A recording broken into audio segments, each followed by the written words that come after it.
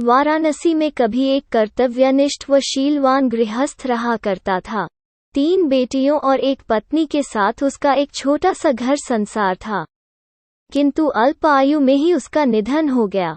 मरणोपरांत उस गृहस्थ का पुनर्जन्म एक स्वर्ण हंस के रूप में हुआ।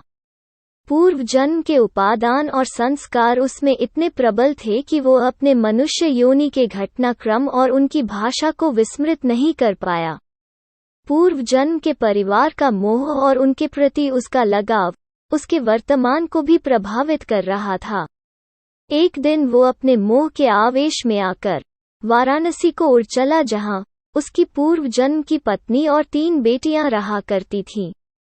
घर के मुंडेर पर पहुंचकर जब उसने अपनी पत्नी और बेटियों को देखा तो उसका मन खिन्न हो उठा, क्योंकि उसके मरणोपरांत उसके परिवार की आर्थिक दशा दयनीय हो चुकी थी। उसकी पत्नी और बेटियां अब सुंदर वस्त्रों की जगह चिथड़ों में दिख रही थीं। वैभव के सारे सामान भी वहां से तिरोहित हो चुके थे। फिर भी पूरे उल्लास के साथ उसने अपनी पत्नी और बेटियों का आलिंगन कर उन्हें अपना परिचय दिया और वापस लौटने से पूर्व उन्हें अपना एक सोने का पंख भी देता गया, जिसे बेचकर उसके परिवार वाले अपने दारिद्र्य को कम कर सकें। इस घटना के पश्चात हंस समय समय पर उनसे मिलने वाराणसी आता रहा और हर बार उन्हें सोने का एक पंख देकर जाता था। बेटियां तो हंस की दानशीलता से संतुष्ट थी, मगर उसकी पत्नी बड़ी ही लोभी प्रवृत्ति की थी। उसने सोचा क्यों न वो उस हंस के सारे पंख निकालकर एक ही पल में धनी बन जाए। बेटियों को भी उसने अपने मन की बात कही, मगर उसकी बेटियां ने उसका कड़ा विरोध किया। अगली बार जब वो हंस वहां आया तो संयोगवश उसकी बेटियां वहां नहीं थी। उसकी पत्नी ने तब उसे बड़े प्यार से पुचकारते हुए अपने करीब बुलाया।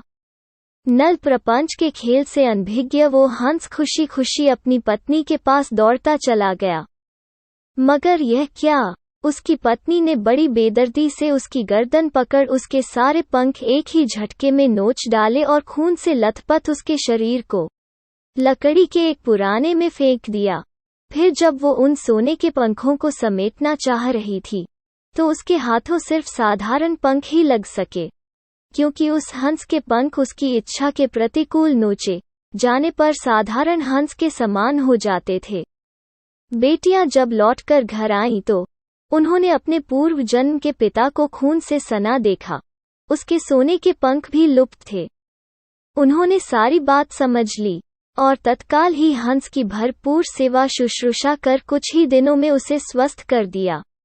स्वभावत उसके पंख फिर से आने लगे, मगर अब वे सोने के नहीं थे।